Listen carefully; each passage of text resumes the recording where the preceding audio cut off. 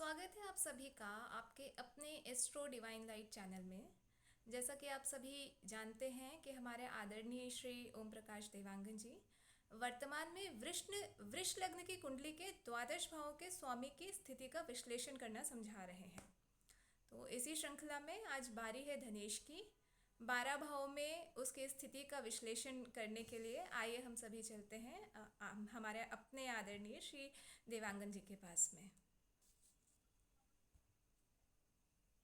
नमस्कार मित्रों, मैं आपका astro friend astro Om Prakash astro divine light channel में आपका बहुत बहुत स्वागत है मित्रों। धन्यवाद अपराजिता जी। जैसे कि आपने सुन ही लिया होगा कि आज हम वृष लगन की कुंडली में धनेश बुध का द्वादश भाव में क्या क्या फल कथन हमारे शास्त्रकारों के द्वारा किए गए हैं, उसी को हम बड़े ही सरल और सहज ढंग से आज आप सबके सामने रखने जा रहे हैं मित्रों। आप सभी को बता दें कि धनेश बुध को बताने से पहले बुध की प्रकृति के बारे में जान लेते हैं कि बुध के बारे में शास्त्रकारों की क्या है। बुध जो है मित्रों, बुध हमारी वाणी का कारक होता है। बुध कम्युनिकेशन का कारक होता है। जो हम अपने अपने विचार को जो संप्रेषित करना चाह रहे हैं उसका कारक होता है बुध।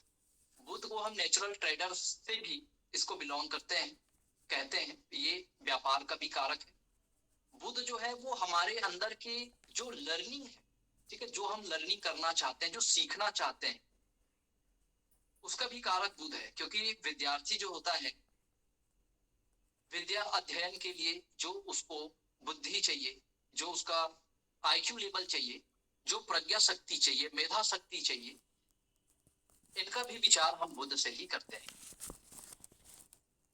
अगर शारीरिक अंगों के बारे में हम बात करें तो शारीरिक अंगों में बुध को हम अपने नसों से, हमारे लिगामेंट्स भी बुध के ही प्रिव्यू में आते हैं, और हमारा जो फेस होता है वो भी बुध ही होता है।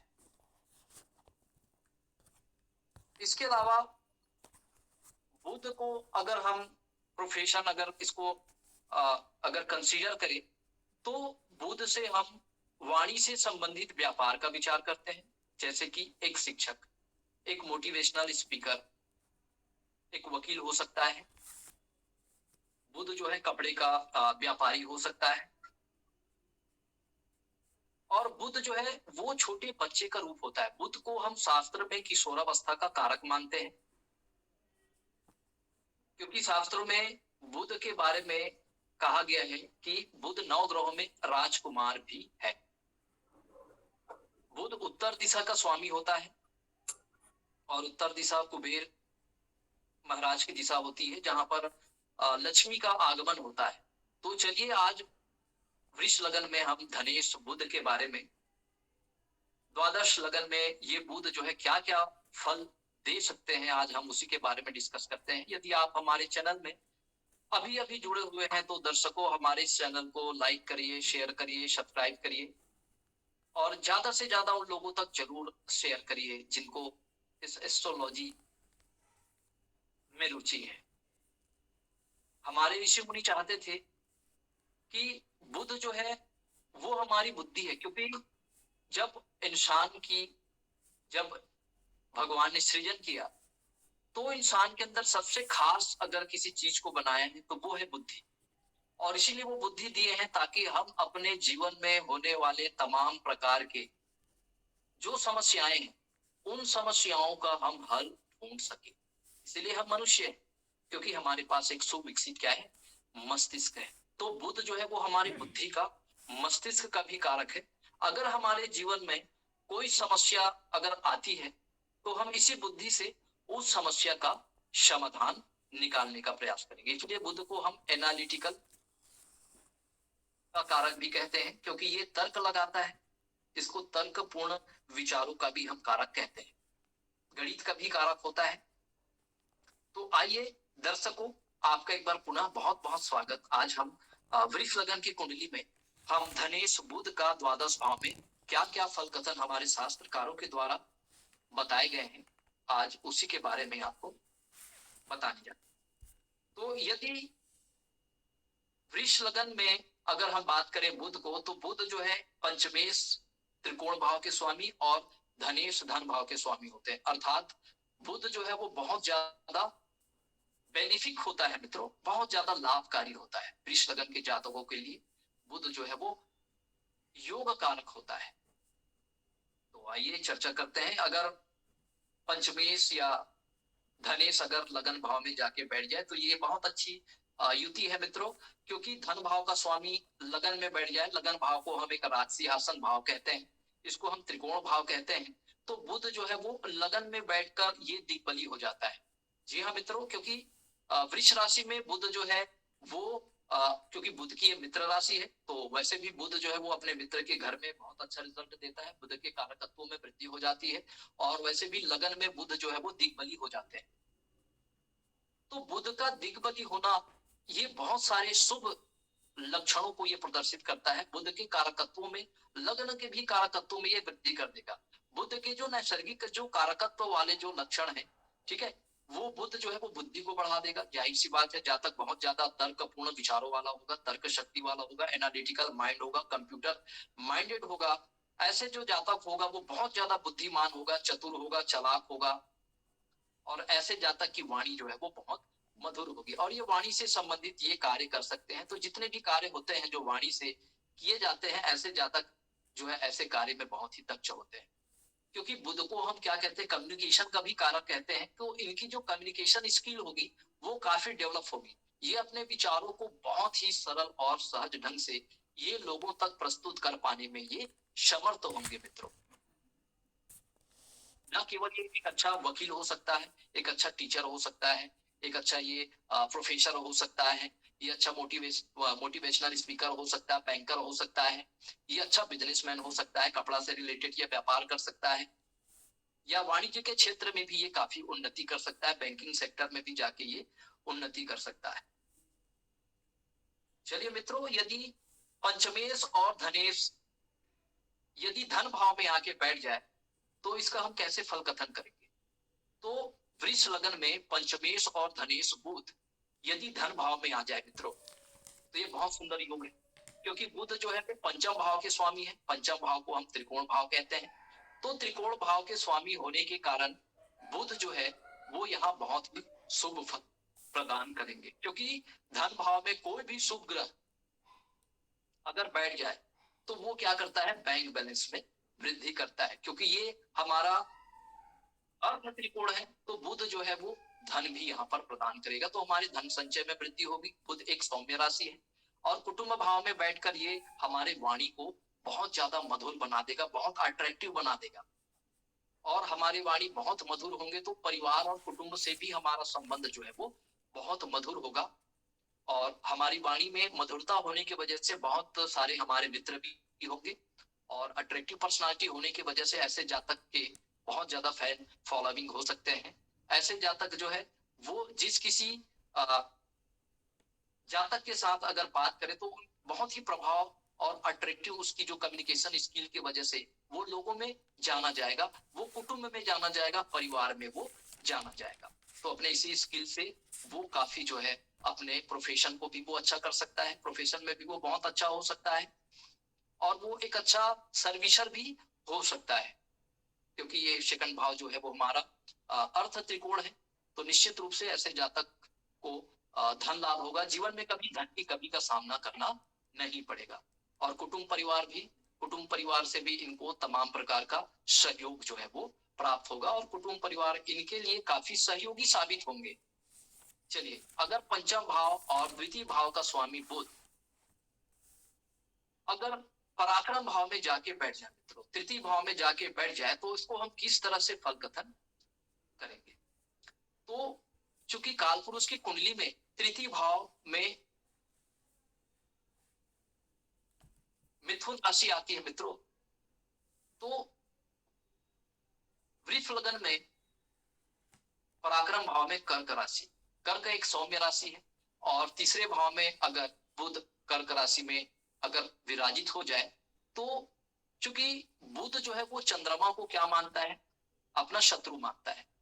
क्योंकि इलीगल संतान है ना, चंद्रमा की बुध जो है वो इलीगल संतान है। इस वजह से यहाँ पर बुध जो है वो कंफर्टेबल अपने आप को फील नहीं कर पाएगा मित्रों। तो थोड़ी सी पराक्रम में क्या हो जाएगी, कमी हो जाएगी, क्योंकि बुध का जो नेचर होता है बहुत शाई होता है, शाई नेचर होता है बहुत। ये जो है क्योंकि ये किशोरावस्था का ग्रह होता है, तो ऐसे जो बालक होंगे वो उनके पराक्रम में थोड़ी सी कमी देखी जाएगी, और पड़ोसियों से भी इनके संबंध जो है वो उतने ज्यादा मधुर नहीं रहेंगे। छोटे भाई बहनों से भी इनका जो संबंध होगा वो उतना अच्छा नहीं रहेगा। छोटी छोटी यात्रा करने से इनको थोड़ा सा तकलीफों का सामना करना पड़ सकता है, लेकिन धन लाभ जरूर होगा, क्योंकि पराक्रम से ऐसा जातक जो है वो अपने पराक्रम से धन प्राप्त करेगा, अपने पराक्रम से विद्या प्राप्त करेगा, अपने पराक्रम से ये बुद्धि प्राप्त करेगा। चलिए मित्रों, अगर धनेश बुध और पंचमेश बुध अगर चतुर्थ भाव में आके बैठ जाए तो ये क्या फल कथन करेंगे। अब यहाँ पर बुध की जो स्थिति है मित्रों, बुध जो है वो सिंह राशि में अपने मित्र के राशि में वो जाके विराजित हुए हैं। तो मित्र राशि में विराजित होने के कारण माता से इनका संबंध जो है वो बहुत मधुर होगा। ऐसे जातक को पैतृक संपत्ति में लाभ होगा। अगर ये पैतृक संपत्ति के द्वारा कोई अगर बिजनेस करते हैं तो इनको बिजनेस में भी लाभ होगा। भूमि भवन वाहन से संबंधित इनको लाभ होगा। अगर ये दलाली का काम करते हैं, भूमि भवन वाहन से संबंधित, अगर जमीन की खरीदी बिक्री से भी संबंधित ये कार्य करते हैं, तो निश्चित रूप से इनको धन का लाभ होगा। चलिए, अगर हम धनेश और पंचमेश बुध अगर पंचम भाव में बैठे वृष लगन में, तो इसका क्या फल कथन हम कर सकते हैं। तो अब यहाँ पर देखिए मित्रों, क्योंकि ये कन्या राशि जो है वो बुध की मूल त्रिकोण राशि होती है, और बुध की उच्च राशि भी होती है। जब बुध अपने उच्च राशि में जाके विराजित हो जाए तो उच्च राशि में ये बहुत अच्छा फल ये प्रदान करेंगे। तो यहाँ पर जातक की बुद्धि बढ़ जाएगी, जातक बहुत ज्यादा विवेकवान हो जाएगा, चतुर हो जाएगा, चालाक हो जाएगा। जातक जो है वो बहुत अच्छा स्कॉलर हो सकता है, उसकी मेधा शक्ति प्रज्ञा शक्ति में वृद्धि हो जाएगी, प्रखर बुद्धि वाला होगा। ऐसा जो जातक होगा वो बैंकिंग सेक्टर में है ना, एक अच्छा, ना केवल एक अच्छा बिजनेसमैन हो सकता है, बल्कि ये अच्छा बैंकिंग सेक्टर में बैंक का मैनेजर हो सकता है, अकाउंटेंट हो सकता है। ऐसे जातक जो है वो वकील भी हो सकता है, क्योंकि वाणी से रिलेटेड जो भी ये कार्य करेगा उस कार्य में ऐसे जातकों को सफलता प्राप्त होगी मित्रों।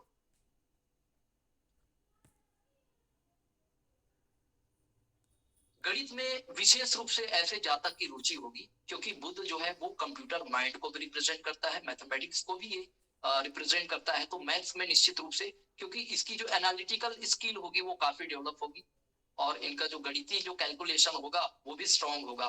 तो ऐसे जातक जो है वो एक अच्छा इंजीनियर हो सकता है, अच्छा मैथमेटिशियन हो सकता है, वो अकाउंट ऑफिसर हो सकता है, बैंकिंग सेक्टर में भी जाके ये जो है वो अपने जो सपने हैं वो पूरे कर सकते हैं।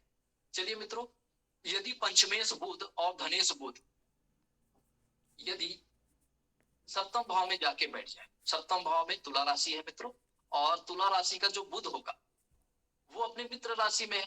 तो मित्र राशि में है तो छठवें भाव से संबंधित कारकत्वों में क्या हो जाएगी, वृद्धि हो जाएगी। तो छठवें भाव से जो कारकत्व है रोग रिपु और रेव, ऐसा जो जातक होंगे उनके शत्रु जो है वो क्या हो जाएंगे, पराजित हो जाएंगे। ऐसे जातक को पैतृक संपत्ति से भी धन लाभ प्राप्त होगा। और कोई कंपटीशन एग्जाम की अगर तैयारी कर रहे हैं ऐसे जातक, तो निश्चित रूप से उसको कंपटीशन एग्जाम में भी लाभ प्राप्त होगा मित्रों। चलिए, बुध अगर पंचम भाव और धन भाव का स्वामी यदि सप्तम भाव में जाके विराजित हो जाए, यहाँ पर मैं आपको ध्यान दिलाना चाहूंगा मित्रों, क्योंकि पंचम भाव से हम प्रेम का विचार करते हैं और सप्तम भाव से हम विवाह का विचार करते हैं। तो निश्चित रूप से ऐसे जो जातक है वो अपने जीवन में प्रेम विवाह करते हैं, क्योंकि पंचम और सप्तम का जो संबंध होता है वो प्रेम विवाह को भी इंडिकेट करता है। लेकिन ऐसे जातक जो है वो पार्टनरशिप से अगर जुड़े हुए कोई कार्य करते हैं, तो निश्चित रूप से पार्टनरशिप में इनको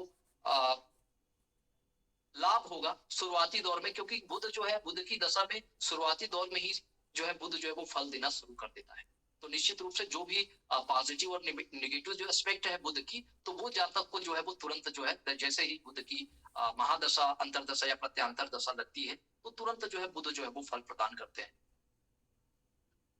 तो अब देखते हैं सप्तम भाव में बुध जो है वो अपने शत्रु के राशि में है, मंगल की राशि में बैठे हैं, तो निश्चित रूप से ऐसे जातक की जो पार्टनरशिप है वो ज्यादा लंबे समय तक नहीं चलेगी। तो पार्टनरशिप क्या हो जाएगी, फेल हो जाएगी। ठीक है, पत्नी से भी इनको मनभेद और मतभेद की स्थिति जो है वो देखने को मिल सकता है,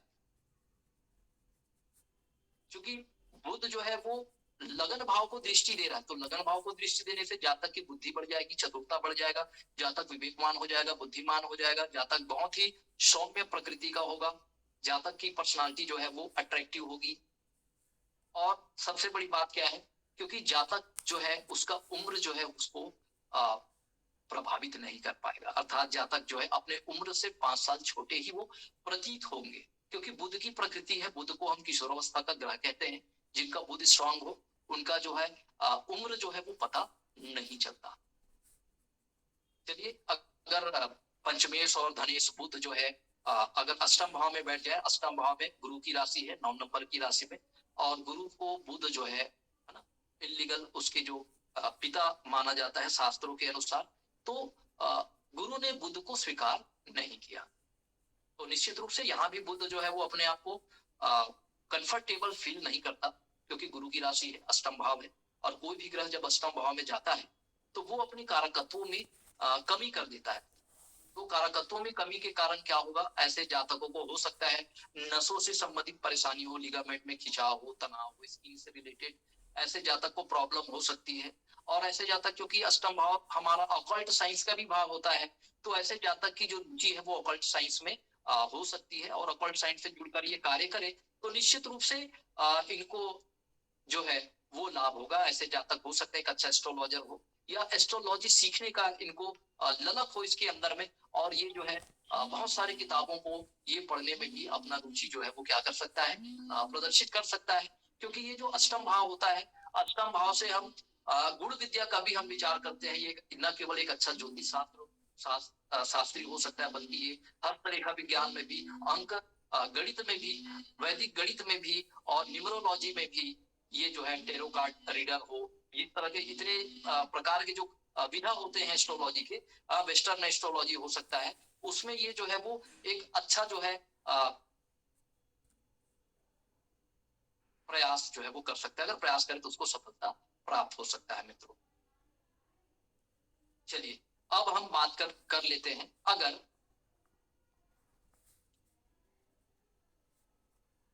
धनेश बुध और पंचमेश बुध अगर नवम भाव में आ जाए मित्रों, नवम भाव में मकर राशि आती है मित्रों, और नवम भाव में ये जो है अपने मित्र राशि में हुए मित्रों, तो ये पंचम भाव का संबंध अगर भाग्य भाव से अगर बनता है तो ये भवत भावम नियम यहाँ पर लागू होता है मित्रों। और अपने से पंचम में जाना, अर्थात ऐसे जातक जो है वो हायर एजुकेशन में बहुत अच्छा अपने आप को क्या करते हैं, प्रदर्शित करते हैं। ये अच्छे स्कॉलर हो सकते हैं, ये पीएचडी कर सकते हैं, रिसर्च अनुसंधान के क्षेत्र में ये जा सकते हैं, ये एक अच्छा मैथमेटिशियन हो सकता है, एक यंग साइंटिस्ट हो सकता है, और कोई शोध पत्र जो है ये प्रकाशित कर सकते हैं। अपना ये एक जो है विचार जो है, अगर ये कोई कल्पना से कोई लेखक भी हो सकते हैं, कोई कलाकार भी हो सकते हैं, एक अच्छा गायक हो सकते हैं, ये जो है कथाकार भी हो सकते हैं, ये कीर्तनकार भी हो सकते हैं, भगवत प्रवचन करने वाले भी ये हो सकते हैं, मोटिवेशनल स्पीकर भी ये हो सकते हैं। लंबी लंबी धार्मिक यात्रा करने से इनको लाभ होगा, और निश्चित रूप से अपने जीवन में ये लंबी यात्रा जरूर करेंगे। माँ वैष्णो देवी, है ना, शनि सिंगापुर, और इस तरह के शिरडी वाले साईं बाबा, 12 ज्योतिर्लिंग, है ना, साउथ में जो है वो रामेश्वरम। तो इस तरह से ये जो है लंबी यात्रा ये करेंगे अपने जीवन में जरूर, और उससे उनको लाभ प्राप्त होगा, इनकी आध्यात्मिक उन्नति भी होगी। चलिए मित्रों, यदि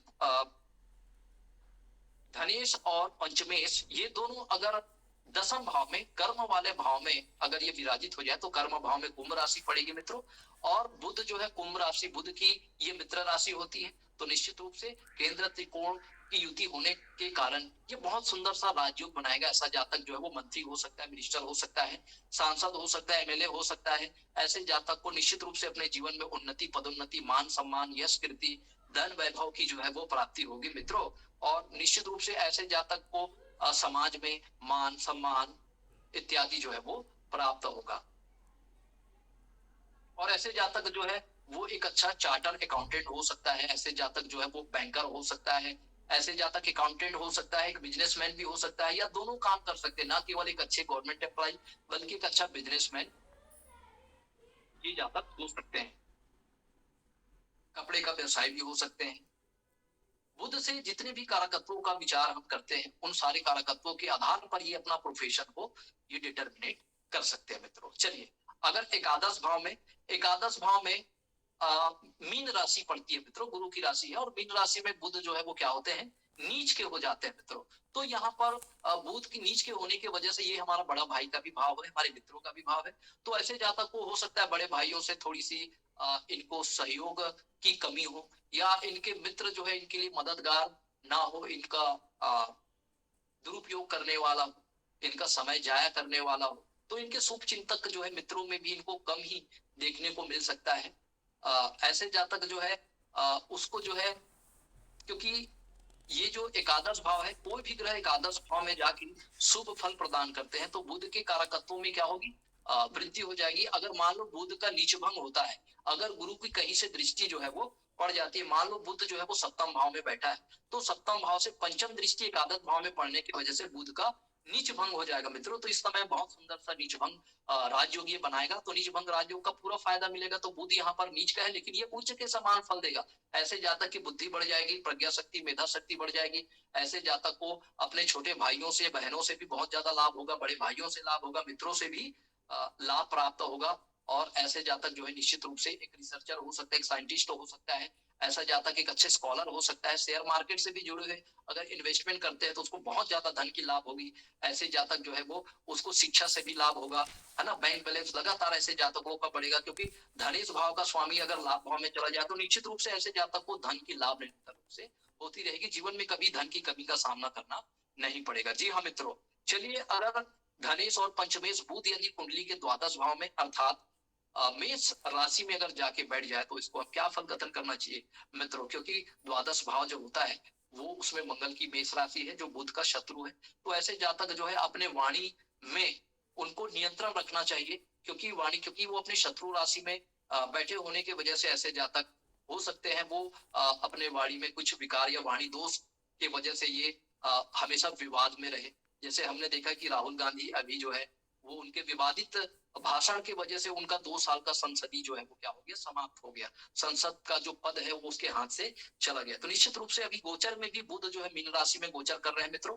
तो मीन राशि में गोचर के कारण जो है जातक को चाहिए कि वो वाणी को बहुत ही संतुलित ढंग से वो प्रयोग करे, क्योंकि नजरे हटी दुर्घटना घटी। जी हाँ मित्रों, अगर वाणी में किसी प्रकार का अगर दोष है तो निश्चित रूप से वो अनावश्यक रूप से मनभेद और मतभेद की स्थिति को वो निर्मित करेगा, जिसकी वजह से अनावश्यक रूप से लड़ाई झगड़े का जो माहौल है वो निर्मित होगा, और फिर आपका ऊर्जा का व्यय होगा, शत्रु बनेंगे अकारण। आपके वाणी की कटुता की वजह से अकारण आपके शत्रु बनेंगे, और भविष्य में हो सकता है कोई बहुत बड़ी मुसीबत में आप फंस जाए, क्योंकि ये जो द्वादश भाव होता है वो कारावास का भी भाव होता है। तो किसी से अनावश्यक रूप से बहस करने से आप लोग बचिए, क्योंकि अभी बुध जो है वो अभी अपने राशि में नीच के राशि में गोचर कर रहे हैं।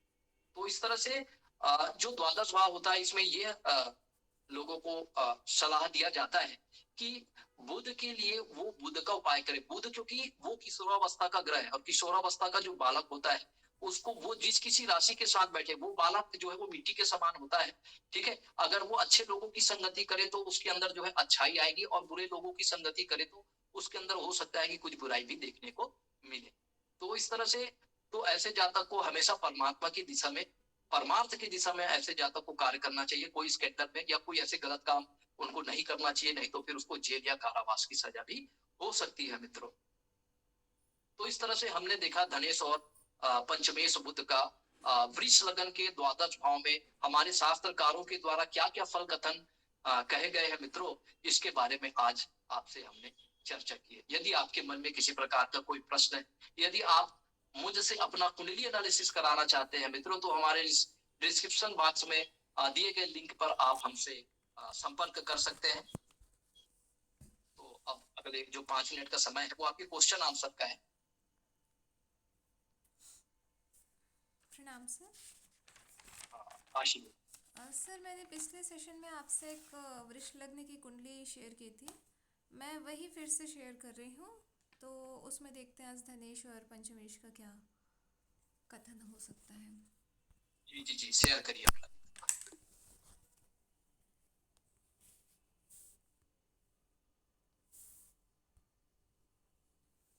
सर विजिबल है आपको? एक मिनट, मैं रोटेट कर रही हूँ। ठीक है। जी जी, बताइए, बुध की स्थिति बताइए, कौन से भाव में है? सर बुध की स्थिति ये है कि बुध पंचम भाव में ही है। मतलब अपने स्व राशि में बैठे, कन्या जी राशि में बैठे। जी जी, ये तो बहुत अच्छा योग है। जी क्योंकि धन भाव का स्वामी अगर त्रिकोण में बैठ जाए, वो त्रिकोण भाव है, इसको हम विष्णु स्थान भी कहते हैं। जी तो चूंकि धन भाव का स्वामी अगर त्रिकोण में जाके बैठ जाए तो ये तो महाधन योग है। ऐसे जातक को जीवन में कभी धन की कमी का सामना करना नहीं पड़ेगा, और इनके जो कुटुंब परिवार होंगे वो इनके एजुकेशन में बहुत ज्यादा सपोर्टिव होंगे, और बच्चे का भी एजुकेशन जो है वो बहुत अच्छा होगा। ये बहुत अच्छे ना ग्रेट स्कॉलर होंगे, बहुत टैलेंटेड होंगे, बहुत ही मेधावी होंगे, बहुत ज्यादा चतुर्वान, बुद्धिमान, बहुत ज्यादा चालाक। सुपर विजडम और सुपर इंटेलिजेंसी जो है इनके अंदर जो है वो देखने को मिलेगा, और ऐसे जातक की बुद्धि जो है वो कुशाग्र होगी। मैथ्स में इनकी बहुत गहरी रुचि होगी, अकाउंट में भी इनकी बहुत गहरी रुचि होगी। ये ना केवल एक अच्छे बैंकर हो सकते हैं बल्कि एक अच्छे बिजनेसमैन भी ये हो सकते हैं। क्योंकि ये पंचम भाव का स्वामी पंचम भाव में ही बैठा है, तो वेद मंत्रों से भी जुड़कर ये काम करे, शेयर मार्केट से भी जुड़कर अगर ये काम करते हैं तब भी इनको बहुत ज्यादा धन का लाभ प्राप्त होगा। ये एक अच्छे वकील हो सकते हैं, ये अच्छे एक चार्टर अकाउंटेंट हो सकते हैं, और एक मशहूर बिजनेसमैन ये हो सकते हैं। सर बाकी जो चीज़ें ठीक थी, धन योग भी ठीक है और कुशाग्र बुद्धि भी है, पर इनकी एजुकेशन कंप्लीट नहीं हुई है सर। इनफैक्ट इनका हाई स्कूल एजुकेशन भी कंप्लीट। कंप्लीट नहीं आप हुआ है। मेरे को ये बताइए कि कौन कौन से ग्रहों का एस्पेक्ट आ रहा है पंचम भाव? सर सिर्फ राहु का आ रहा है और राहु लग्न भाव में बैठा हुआ है। ओके, तो देखिए क्या होता है जब भी, क्योंकि बुध क्या है मैंने अभी बताया, बुध एक 11 साल का राजकुमार है। ठीक है। क्योंकि 11 साल में हमारे अंदर उतनी ज्यादा एबिलिटी नहीं होती कि हम खुद का सही निर्णय ले पाए। अब चूंकि यहाँ पर राहु का एस्पेक्ट आ रहा है, तो राहु का एस्पेक्ट आ रहा है तो मतलब राहु क्या करेगा, राहु अपना गुण दे देगा बुध को, तो वो राहु अपने हिसाब से बुध को चलाएगा। तो राहु क्या करेगा, इल्यूजन पैदा करेगा। ठीक है, हो सकता है इसके प्रारंभिक स्तर में इसकी पढ़ाई पूरी ना हो पाया हो, या पढ़ाई में बहुत ज्यादा ये डिस्ट्रैक्ट हुए हो, क्योंकि राहु तो डिस्ट्रैक्ट करता है। जी क्योंकि पंचम भाव में देख रहा है, हो सकता है इसको कंसीव करने में, पहला संतान से संबंधित भी इसको कुछ परेशानियों का सामना करना पड़े, या इनके संतान के ऐसे। एजुकेशन को लेकर के भी इनको बहुत सारी परेशानियों का सामना करना पड़े। सर ये और बात जो आप कह रहे हैं संतान की एजुकेशन से संबंधित, ये सिर्फ पहली संतान पे लागू होगी कि सभी संतानों पे लागू होगी? ये पहली संतान, और ऑलमोस्ट कुछ ना कुछ बाधाएं आएंगी सभी संतानों में, लेकिन पहले संतान को सबसे ज्यादा हम यहाँ पर विचार करेंगे। पंचम भाव से प्रथम संतान का विचार किया जाता है। ठीक है सर। ठीक है सर, धन्यवाद। चलिए मित्रों, आप सभी का निरंतर रूप से हमें स्नेह और आशीर्वाद प्राप्त हो रहे हैं मित्रों, क्योंकि हमारे ऋषि मुनि ये चाहते थे कि हम इस तरह से जो वैदिक एस्ट्रोलॉजी की जो नॉलेज है, ग्रहों को हम इस तरह से हम समझे, और हम अपने जीवन में जो होने वाली जो समस्याएं हैं उन समस्याओं का खुद हम समाधान ढूंढ पाए, ये ऋषि मुनि चाहते थे। और शायद इतने बड़े एस्ट्रोलॉजी की जो नॉलेज को सारी दुनिया में जो देने वाले ऋषि पराशर मुनि जो थे, वो यही चाहते थे कि इस ज्ञान को ज्यादा से ज्यादा लोगों तक शेयर किया जाए। लेकिन दुर्भाग्यवश न तो पाठ्यक्रम में कभी हमें इस ज्ञान की शिक्षा दी गई, जब भी इस ज्ञान को बताया गया तो इस ज्ञान के आधार पर कोई तथाकथित ज्योतिषों के द्वारा जो है लोगों को लूटा गया है। तो लोगों में ये भ्रम पैदा हो गया है एस्ट्रोलॉजी को लेकर के। लेकिन हमारे ऋषि मुनि जो चाहते थे कि हर व्यक्ति जो है एस्ट्रोलॉजी सीखे, और अपने जो जीवन है उसको इस तरह से इन ग्रहों के आधार पर वो अपने जीवन में आने वाली जो समस्याएं हैं उन समस्याओं का वो स्वयं हल निकाले, क्योंकि परमात्मा ने हमको जो बुद्धि दी है उस बुद्धि के अनुसार हम जो है अपनी समस्या को खुद एनालिसिस करके उस समस्या को दूर करने का समाधान हम स्वयं निकाल सकते हैं। हमारे ऋषि मुनि यही तो चाहते थे। तो चलिए मित्रों, आपने हमें जो स्नेह दिया, प्यार दिया, आशीर्वाद दिया, उसके लिए बहुत बहुत साधुवाद। अगर आप हमसे कुंडली एनालिसिस कराना चाहते हैं तो हमारे दिए गए डिस्क्रिप्शन बॉक्स में जाके आप एनालिसिस करा सकते हैं। मित्रों, आप स्वस्थ रहे, आप प्रसन्न रहे, आनंदित रहे, परमात्मा आपकी मनोकामना पूरी करे। इसी शुभ और मंगल कामनाओं के साथ फिर से हम नए उत्साह और नए उमंग के साथ एक नए टॉपिक के साथ फिर हम उपस्थित होंगे। मित्रों, तब तक के लिए हमें इजाजत दीजिए। आप हमारे चैनल से जुड़िए, हमारे चैनल को लाइक करिए, शेयर करिए, सब्सक्राइब करिए मित्रों, और इस ज्ञान के महायज्ञ में आप भी अपनी थोड़ी आहुति दीजिए। इस चैनल को शेयर करके लोगों तक पहुंचाइए, क्योंकि हर व्यक्ति का ये अधिकार है, ठीक है, ज्ञान पर हमारा अधिकार है और हमें ज्ञान को प्राप्त करना ही है, क्योंकि यही ज्ञान हमें मोक्ष प्रदान करेगी। तो चलिए मित्रों, बहुत बहुत शुभकामनाएं। नमस्कार, प्रणाम। प्रणाम सर।